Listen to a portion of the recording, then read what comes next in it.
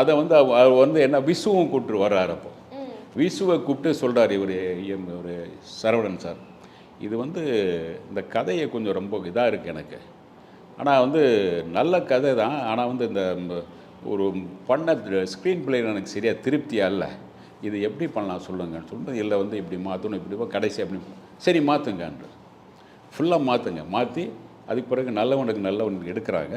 படம் super duper hit. அவங்க பண்ண கதை முதல்ல பார்த்தீங்கன்னா ரொம்ப சாதாரணமாக இருந்தது.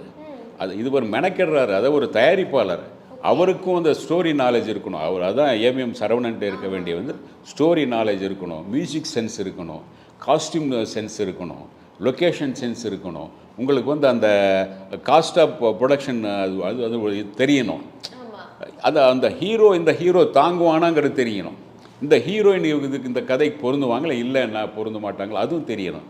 இதெல்லாம் தெரிந்தால்தான் ஒரு தயாரிப்பாளராக நீடிக்க முடியும். இதெல்லாம் அவர் தெரிஞ்சதுனால தான் உங்களுக்கு நல்லவனுக்கு நல்லவன் சூப்பர் டூப்பர் ஹிட்.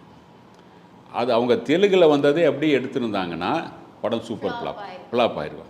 அதுக்கு என்ன, இவர் பணம் போட்டோம் சரி அவங்க எடுத்துக்குவாங்கன்னு, ரஜினி தானே பெரிய மாஸ் ஹீரோ, இதாகிடும் ரஜினி சார் கூட இது நல்லதானே இருக்குது, இந்த அவரே என்ன சொல்லிட்டேன்னா இந்த நல்லதான் இருக்குது அப்படின்ட்டார். அவரும் தெலுங்கு வருஷன் பார்த்து அதே நல்லா இருக்குன்னு அவர் சொல்லிட்டாரு. இல்லை எனக்கு திருப்தியாளர் ரஜினி சார்னு இவர் சொல்கிறாரு. சரி எப்படி பாருங்கள் அப்படின்ட்டு அவர் போயிட்டார். அதுக்கு பிறகு இவர் மாற்றினது பார்த்து அவரே ரஜினி சார் பெரிய ஹீரோ தான். அப்போது அப்புறம் ரஜினி சாரை வந்து கூப்பிட்டு, கரெக்டு தான் சார் சரவணன் சார், நீங்கள் சொன்னதான் கரெக்டு, நானும் ஏதோ ஒரு அந்த தெலுங்கு இதிலே நான் அப்படி பார்த்தேன், ஆனால் வந்து நீங்கள் சொன்ன மாதிரி தான் சூப்பராக வந்திருக்கு அந்த படம்.